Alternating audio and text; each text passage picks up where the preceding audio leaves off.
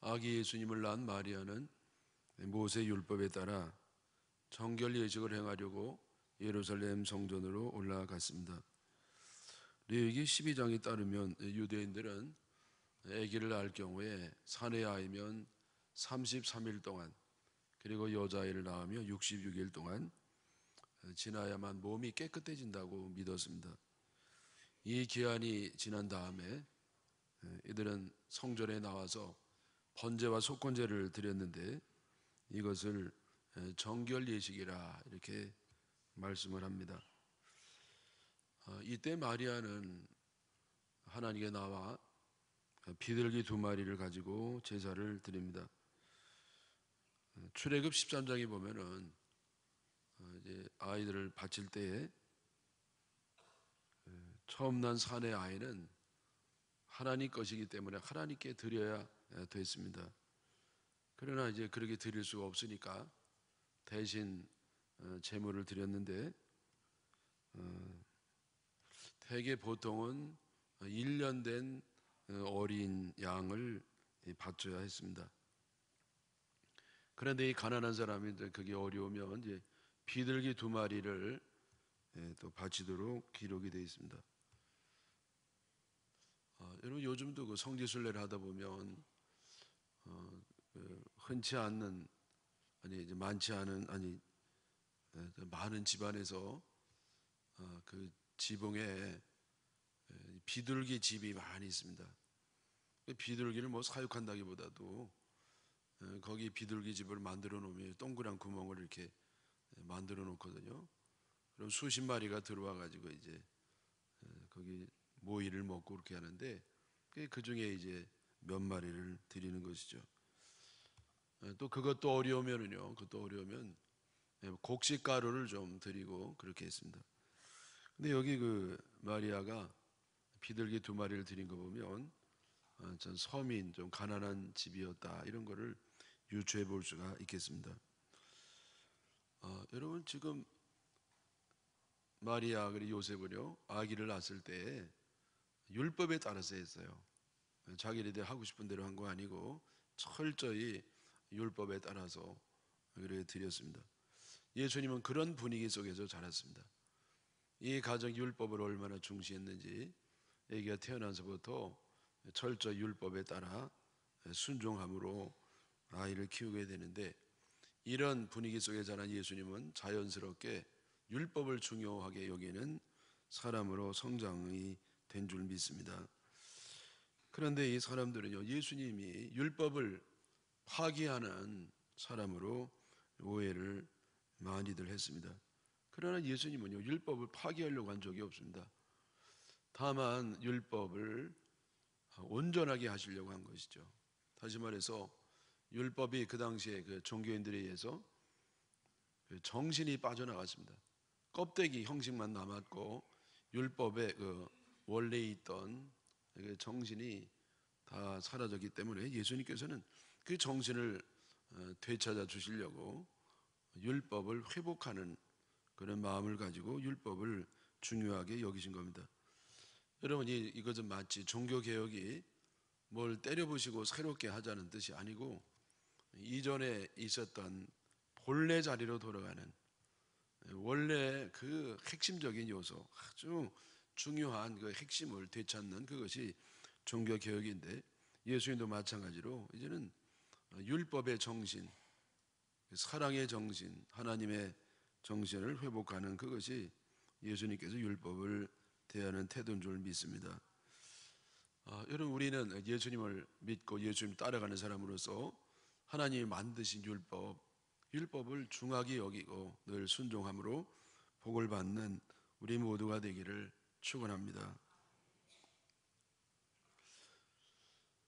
예루살렘에 그 예수님 오신 메시아를 간절히 기다리던 사람들이 많이 있었는데 오늘 말씀해 보면 그 중에 심우온이라는 사람이 대표적으로 기록이 되어 있습니다.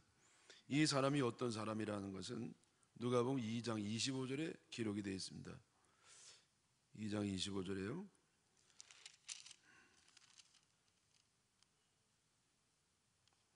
예루살렘에 시몬이라 하는 사람이 있으니 이 사람은 의롭고 경건하여 예루살렘의 이스라엘의 위로를 기다리는 자라. 성령이 그 위에 계시더라. 그래, 이 시몬이라는 사람은 어떤 사람이냐면은 첫째는 의로운 사람이었다. 의로운 사람. 하나님이 보실 때 시몬은 의로운 사람이었습니다. 성경 말씀에 기록된 대로, 성경에 기록된 대로 이 시몬은 의로운 사람이었습니다. 제가 하나님 보실 때 의롭다고 한 거, 또 성경에 기록된 대로 의롭다고 말씀한 데 주목하시기를 바랍니다. 왜냐하면 종종 자기가 의롭다고 생각하는 것이 의롭지 않은 경우가 다반사이기 때문입니다. 의롭다는 것은 자기가 바르게 사는 것이 아니고 하나님 뜻에 순종하는 것이 의로운 것인 줄 믿습니다. 왜냐하면 인간에게는 선한 것이 조금도 없기 때문입니다. 사람의 판단은 죄로 삐뚤어졌고 양심도 죄로 그 기능이 상실이 되었습니다. 종종 자기의에 빠진 사람이 있는데 이 자기의라는 것은 제가 말씀드린 것처럼 자기는 의롭다 그렇게 여기는 사람이에요. 근데 이렇게 자기가 의롭다고 생각하는 사람은 하나님 보실 때는 의롭지 않은 경우가 대부분입니다. 여러분, 왜냐하면 의인은 자기 의를 인식을 못해요. 예를 들면 효자는요, 자기가 효자인 것을 인식을 못합니다. 효자상을 주려면 왜 받는지 모른다고 그래요. 100이면 100 다 그래요. 근데 불효자는 자기가 효자라고 생각합니다. 내가 뭘 잘못했길래 부모가 나에게 이러냐, 너무하다, 심하다 그렇게 생각하거든요. 여러분, 이 겸손한 사람은요, 자기가 겸손한 걸 몰라요. 교만한 사람이 자기가 겸손하다고 생각하죠. 불의한 사람은 자기가 불의하다고 생각하고 의로운 사람은 자기가 불의하다고 생각하고, 그리고 이 의로운 사람은 죄인과 자기를 분리하지 않아요. 왜? 자기가 죄인이니까. 그래서 죄인과 동료의식을 갖게 되는 겁니다. 내가 의롭다고 생각하는 사람은 그게 바로 그 사람이 의롭지 못하다는 증거인 줄 인식하시기를 바랍니다. 제가 늘 종종 말씀드린 게 뭐냐면은 이거는 너무 중요한 비유예요. 이 금을 똑바로 걸려면은요, 땅만 보고 똑바로 긋는다고 절대 똑바로 되지 않습니다. 똑바로 이 금을 긋는 비결은 뭐냐면은 앞에 있는 움직이지 아니하는 그런 목표를 보고 땅은 보지 말고 그 목표만 보고 톡 거면 똑바로 거집니다. 여러분, 내가 이렇게 올바로 철저히 산다고 해서 절대 올바로 사는 게 아닙니다. 앞에 있는 하나님의 말씀, 하나님의 뜻, 하나님 뜻이 들어있는 그 하나님 말씀을 바라보고 그냥 탁 나가면은 우리 삶이 똑바른 삶이 되는 줄 믿습니다. 그래서 여러분, 내가 바르게 사는 것이 의로운 게 아니고 하나님 말씀에 순종하는 것이 그것이 진정으로 의로운 것이다. 그 말씀을 믿으시기를 축원합니다. 여러분, 인류 역사에서 사람들이 의를 주장할 때마다 무서운 일이 벌어졌습니다. 공산주의가 들어간 곳마다 피비린내 나는 무서운 일이, 끔찍한 일이 벌어집니다. 왜냐하면 그동안에 부자들이 가난한 사람을 착취하고 잘 먹고 잘 살았으니까 이제는 부자를 다 내쫓고 가난한 사람들이 부자가 가졌던 것을 골고루 잘 나눠 가지면 지상의 천국이 올 것이다. 그런 참으로 의로운 생각을 가지고 들어간 곳마다 무서운 일이 벌어지게 되는 겁니다. 또 여러분, 중세 기독교는요, 이단을 축출한다고 하는, 이단을 축출함으로써 교회를 지킨다고 하는, 하나님의 정의를 세운다고 하는 그런 명분을 가지고 많은 죄 없는 신실한 개신교인들을 죽였습니다. 성경을 읽었다고 데려다가 매를 때리고 감옥에 가두고, 자기 나라 말로 성경을 번역했다고 화형을 시키고, 그 하나님의 말씀, 자기 나라 번역된 말씀을 건네줬다고 옥에 가다 고통을 주고, 그리고 이것이 하나님의 이름으로, 기독교라는 이름으로, 진리를 수호한다는 이름으로 행해졌던 무서운 일입니다. 여러분, 멀리 갈 것도 없이 예수님을 죽인 사람들이 안 믿는 사람들이 아니었습니다. 예수님 죽인 사람이 이방인이 아니었어요. 예수님 죽인 사람들은 예수님 잘 믿는다고 자타가 공인하는 그 당시의 종교 지도자들이었습니다. 제사장이라든지 바리새인들이 예수님을 죽였습니다. 그들의 신앙이, 그들의 의가, 그들의 법이, 그들의 신념과 정의가 예수님을 죽인 겁니다. 여러분, 오늘날에도 사회를 어지럽히고 교회를 힘들게 하는 사람들은 악하다고 소문 사람들이 아니에요. 악하다고 소문난 사람이 아닙니다. 스스로 의롭다고 의를 강하게 주장하는 사람들이 사회를 어지럽게 하고 교회를 망치는 줄 믿습니다. 여러분, 정의를 소리 높여 외치는 사람 쳐놓고 정의대로 사는 사람이 극히 드뭅니다. 진리를 아주 소리 높여 부르짖는 사람들은 대개 이단들입니다. 여러분, 민주를 그렇게 외치는 사람들은 대개 민주적으로 하지 않아요. 독재적으로 일을 합니다. 요컨대 인간의 의는 죄로 오염되어 있다는 겁니다. 그러므로 이 진정한 의는 인간의 의가 아니라 하나님의 의인 줄 믿습니다. 하나님의 의는 하나님 말씀에 기록에 되어 있습니다. 그래서 우리가 하나님 말씀을 순종하는 것이 진정한 의인 줄 믿고, 항상 우리는 인간의 의를 내려놓고, 자기 의를 내려놓고 이제는 하나님 말씀에 순종해서 시므온처럼, 이 시므이처럼 하나님이 기뻐하시는 사람이 되기를 축원합니다. 또 이 두 번째로 시므온은 경건한 사람이라 그랬습니다. 경건한 사람.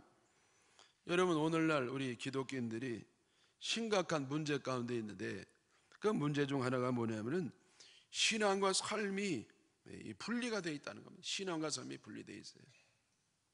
교회에서 예배 드릴 때는 그런 대로 경건한 것처럼 보이는데, 막상 세상에서 살아갈 때는 세상 사람과 별로 다른 점이 보이지 아니하는 그런 경우를 많이 보게 되는 겁니다. 그 이유가 무엇입니까? 그 이유는 뭐냐면은 하나님과 동행하지 않기 때문입니다. 말로는, 신앙 고백으로는 하나님과 동행한다고 하지만은 실제적으로는 하나님을 가까이 하지 않고 하나님 모르고 말로만 하나님과 동행하는 경우가 많기 때문입니다. 여러분, 예를 들어서 사람들이 그렇게 오래 신앙생활을 하고 교회를 다니고 그렇게 오래 기도를 했으면 예수님처럼은 원하지 않고, 또 예수님 사촌 동생처럼은 바라지도 않고, 예수님의 사돈의 80촌 정도는 돼야 되는데 어떻게 그렇게 조금도 닮은 면이 없는가?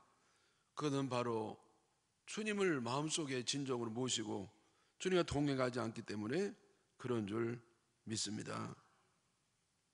제가요, 지난 심야 기도회 때도 말씀드렸습니다만은 우리 개신교인들이요, 그 구교 신자들보다도 더 엉터리가 많은 것 같습니다. 그 왜 그렇습니까? 왜냐하면은 잘못된 신앙관 때문에 그런 것 같습니다. 여러분, 이 구교 사람들은요, 구원받는 길이 뭐냐면은 믿음 더하기 행함이에요. 그래서 천국 가려면 믿음과 행함이 합해져야 천국을 간다고 하니까 아무래도 행함에 좀 신경을 써가지고 더 이렇게 좀 바르게 사는 사람이 많은 것 같습니다. 그러나 우리 개신교 신앙은 뭐냐면은 오직 믿음으로 구원받는다. 행동은 상관없고, 구원받는데 행동은 상관없고 오직 믿음만 있으면 되니까 그 믿음 때문에 우리가 행동이 따르지 않는가. 여러분, 이것은요, 참 우리 개신교의 아주 핵심적이고 아주 자랑스러운 그런 교리고 우리의 믿음입니다. 그리고 이 성경 말씀대로예요.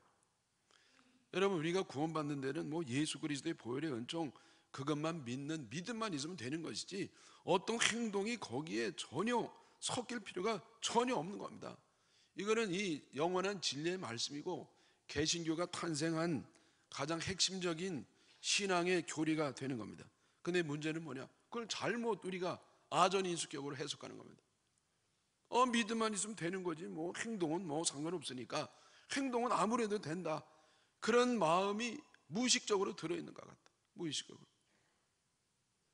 그게 그냥 마음대로 자기 하고 싶은 대로 감정대로 자기 뜻대로 자기 고집대로 하면서 나는 뭐 믿음만 있으면 되니까 난 믿음이 있으니까 예수님을 믿는 믿음이 있으니까 나는 구원받았다. 그러면서 행동은 그저 마음대로 하면서 구원은 나타났다. 그런 믿음 때문에 우리가 넘어지는 게 아닌가. 또 하나는 뭐냐면 예정론이에요. 예정론. 여러분 예정론처럼 우리를 든든하게 하는 게 어디 있습니까? 내 믿음이 내 착함의 근거가 있다고 하면 누가 그렇게 구원을 받을 수가 있겠습니까? 우리는 예정이 된 사람들이에요. 어머니 뱃속에 있기 전에 아니 천지가 만들어지기 전부터 하나님 우리를 다 예정하셨기 때문에 우리는요 내 상태와 상관없이 주님의 예정에 따라 구원받으니까 구원의 확신이 그 예정론에서 나오는 겁니다. 여러분 이것은 개신교의 자랑스러운 교리고 역시 핵심적인 교리인데 이걸 또 우리가 자기 마음대로 해석하는 거예요. 나는 뭐 창세전에 예정돼 있으니까 뭐 내가 아무리 뭐 신발을 거꾸로 신어도 시집 간다 말이에요. 여러분 그런 식으로 이 해석을 하기 때문에 사실은 그것이 우리 삶이 하나님이 기뻐하는 삶이 안 되는 그런 요인이 되는 것 같습니다. 여러분 잘 들으시기 바랍니다. 정말 내가 예수 그리스도의 보혈의 은총으로만 구원받는다고 하는 믿음이 있으면 반드시 그는요 그런 정말 진정한 믿음이 있으면 행동이 뒤따르고 삶이 뒤따라올 줄 믿습니다. 하나님이 인정하시는 믿음이 있으면요 그 믿음이 너무나 귀한 믿음이요 생명 있는 믿음이요 능력 있는 믿음이기 때문에 반드시 삶이 뒤따라오는 줄 믿습니다. 그 사람 믿음은 좋은데 행동은 엉터리야. 그거는 말이 엉터리입니다. 정말 진리에 근거한 믿음, 하나님이 인정하시는 믿음은 반드시 삶이 뒤따라온단 말이죠. 네? 여러분 정말 하나님이 창세전부터 선택한 사람이 난 선택받았으니까 행동은 아무렇게 되되 그런 사람은 없습니다. 선택을 받지 않으니까 그런 엉터리 생각을 하는 것이죠. 네? 여러분 나무와 열매가 어떻게 구별이 되겠습니까? 우리 예수님은 열매를 나무를 안다고 그랬는데 여러분 이 나무가요 열매가 나지 않을 때 이파리만 있고 줄기만 있을 때는 이게 구별이 잘 안 됩니다. 그러나 열매를 보면 나무를 분명히 알죠. 사과가 열렸으면 사과나무고 배가 열렸으면 배나무입니다. 여러분 마찬가지로 우리의 삶이 하나님 기뻐하는 열매를 맺을 때 우리 믿음이 좋은 믿음인 줄 믿습니다. 여러분 이 동전의 앞과 뒷면을 어떻게 그거를 분리할 수 있겠습니까? 여러분 실체와 그림자를 어떻게 분리할 수 있겠습니까? 나무와 열매를 어떻게 분리할 수 있겠습니까? 여러분 신앙과 삶을 어떻게 분리할 수 있겠어요? 물론 우리가 변하는 속도가 있을 수 있고 부족하고 모자란 면이 있을 수 있지만은 그러나 분명히 하나님이 우리에게 좋은 믿음을 심어주셨으면 거기에 좋은 열매가 맺힐 줄 믿습니다. 경건한 삶이 왜 뒤따르지 못하느냐? 그거는 하나님이 내 안에 거하지 않으세요. 거룩한 하나님이 내 안에 거하시면 나도 모르게 주님을 닮아가서 경건한 삶을 사는 겁니다. 부부는 닮는다는 말이 있습니다. 서로 사랑하면서 오래 살다 보면 자기들 모르게 닮을 수밖에 없어요. 여러분 우리 하나님이 내 안에 거하시고 수십 년이 지났으면요 나도 모르게 주님을 닮아가고 내 말과 행동에 주님의 향기가 나타나는 것인데 만약에 조금도 그런 면이 없고 여전히 옛날의 모습이요 세상의 모습이요 죄인의 모습이라고 하면 하나님 내 안에 안 계신 겁니다. 여러분 그래서 우리는 이 본질로 돌아가야 됩니다. 기초로 다시 들어가야 돼요. 내가 안심할 일이 아니라 말이죠. 내가 뭐 그래도 수십 년 믿었는데 내가 뭐 이렇게 중직을 받았는데 여러분, 중직이 내 진정한 신앙이 아니에요. 내 연륜이 내 진정한 신앙이 아닙니다. 뭐가 진정한 신앙이냐? 주님이 나와 동행하는 것, 그것이 진정한 신앙인 줄 믿습니다. 여러분, 정말 주님과 진정으로 동행하시나요? 그러면 늘 주님께 두려운 마음으로 사는 겁니다. 하나님을 두려워함이 우리의 경건인 줄 믿습니다. 하나님을 두려워하는 것이 우리의 경건입니다. 하나님 속에 안 계시니까 두려움이 없는 겁니다. 조심이 없어요. 겁이 없습니다. 여러분, 이 신앙의 출발점은 뭐냐? 겁내는 거, 하나님을 두려워하는 겁니다. 여러분이 하나님이 이렇게 내 안에 계신데 어떻게 두려움 없이 주님을 섬길 수가 있겠습니까? 네? 세 번째, 시몬이 어떤 사람인가? 역시 그 25절에 보면 성령이 그 위에 임했다. 그래서 성령 충만한 사람인 줄 믿습니다.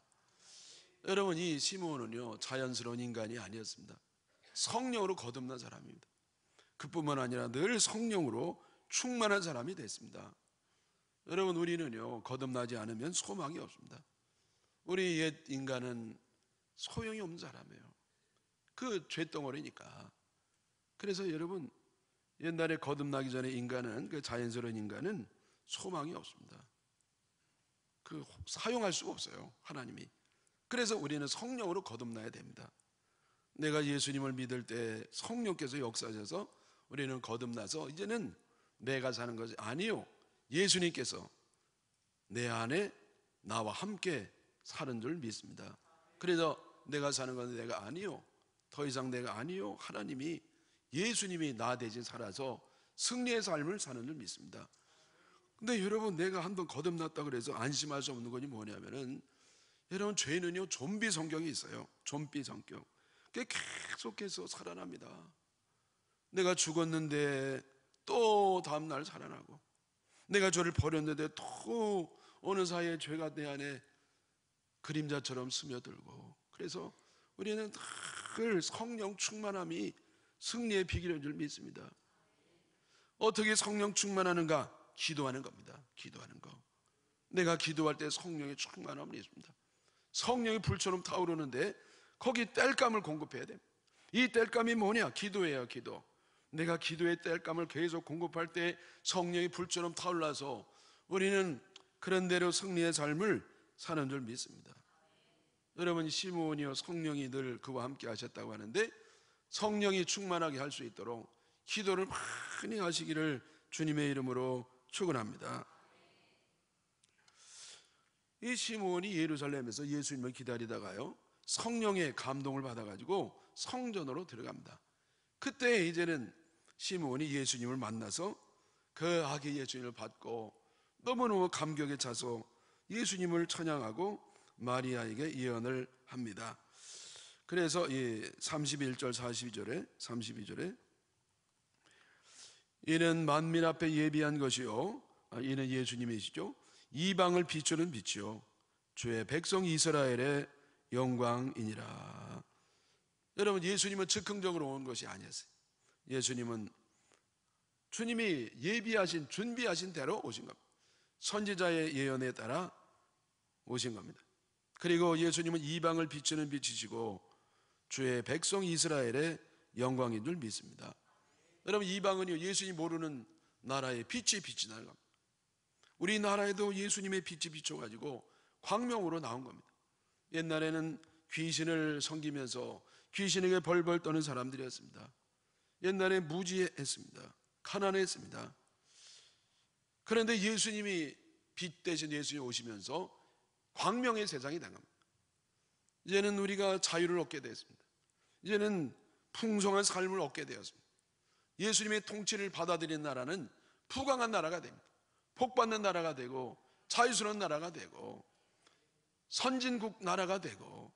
근데 예수님의 통치를 거절하는 나라는 무지한 나라가 되고 독재 국가가 되고 가난한 나라가 되고 비열한 나라가 되고 아주 비천한 나라가 되는 겁니다.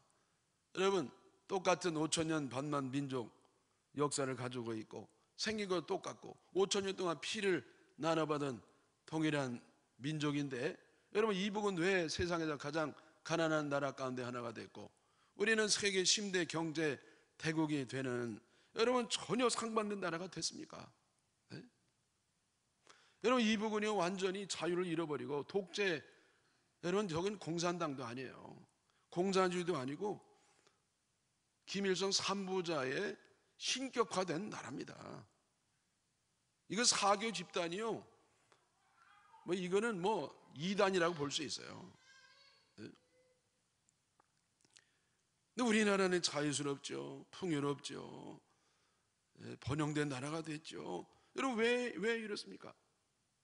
정치를 잘해서인가요? 여러분, 경제인들이 경제를 잘해서인가요? 선생님들이 아주 교육을 잘해서인가요? 여러분, 그런 면도 물론 있습니다. 그러나 결정적으로 중요한 건 뭐냐? 빛대신 예수님의 빛을 받아서입니다. 예수님의 통치를 받아든 나라는 우리나라뿐만 아니라 어느 나라들이 다 복을 받습니다. 그러나 예수님의 통치를 거절하면은요, 그 나라가 가난한 나라가 되고 그 나라가 독재 국가가 되고 진정한 풍요로운 나라가 안 됩니다. 여러분, 이 기독교는 이렇게 내몰고 예수님 통치를 안 받은 나라가 잘 사는 나라도 있어요, 가끔 예외적으로. 그러면 어떤 나라가 되느냐? 퇴폐적인 나라가 됩니다. 퇴폐적인 나라. 예? 여러분, 예수의 통치를 받고 예수님의 그 빛을 받아야 광명한 나라가 됨을 믿으시기를 바랍니다.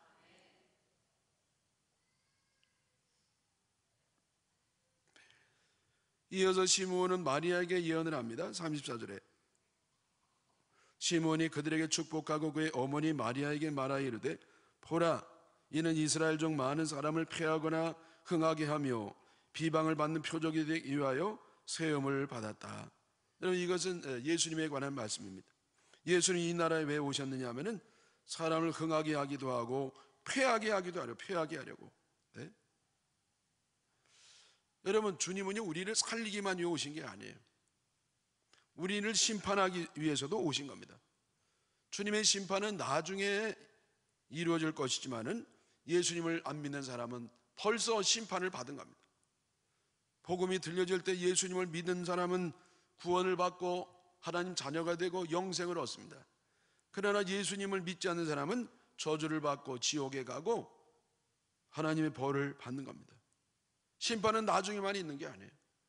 복음을 들었는데 이 복음대로 살지 않으면 그 사람은 하나님의 폐함에 저촉이 되는 사람이 되는 겁니다. 복음은 양날이 있습니다.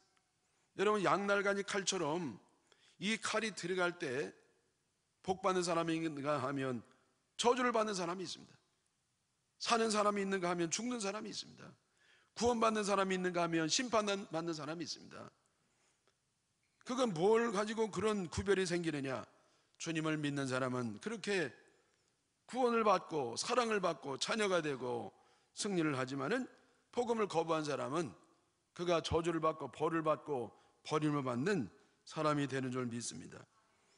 이 세상의 구원자로 오신 예수님은 온 세상 사람들의 찬양과 경배와 영광을 받으십니다.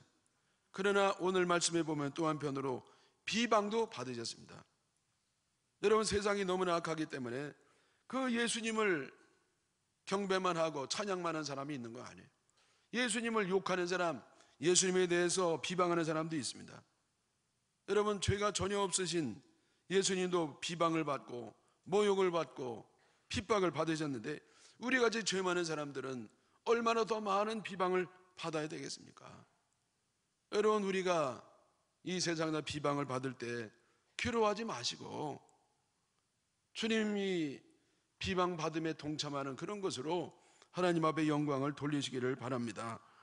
이제 마지막으로 35절에 보면 마리아에게 본격적인 예언이 나옵니다. 35절, 또 칼이 내 마음을 찌르듯 하리니 이는 여러 사람의 마음의 생각을 드러내려 함이니라.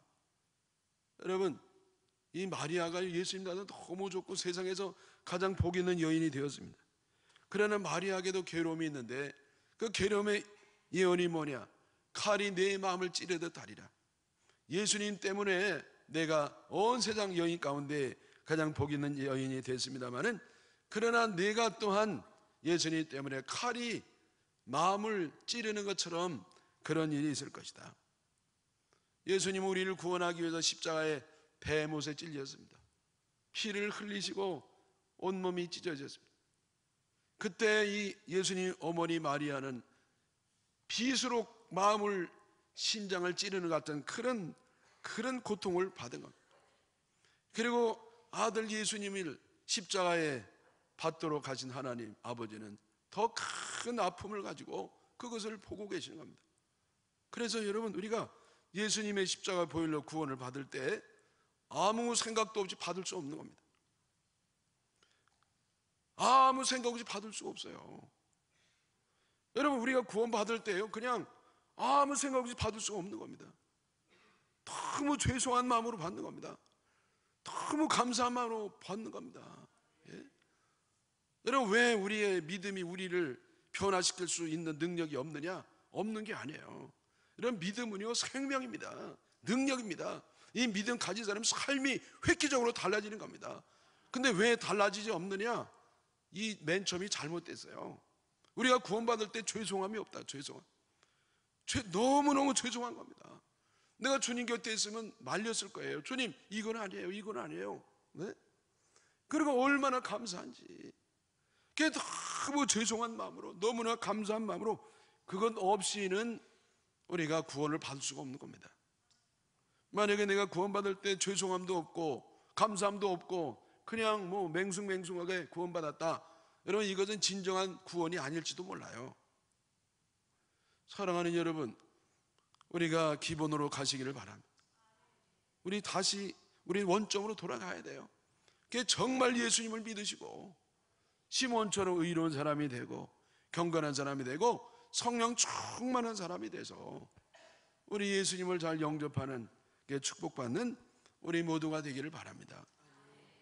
여러분, 이 어린이 주일이 됐는데 아기 예수님을 시몬이 잘 이렇게 감사하고 찬양하는 것처럼 아기 예수님 대하는 마음으로 애들을 대하면 그것이 성경적으로 아이들을 잘 대하는 것이다. 그런 마음을 가지고 아이들을 잘 축복하시기를 주님의 이름으로 축원합니다.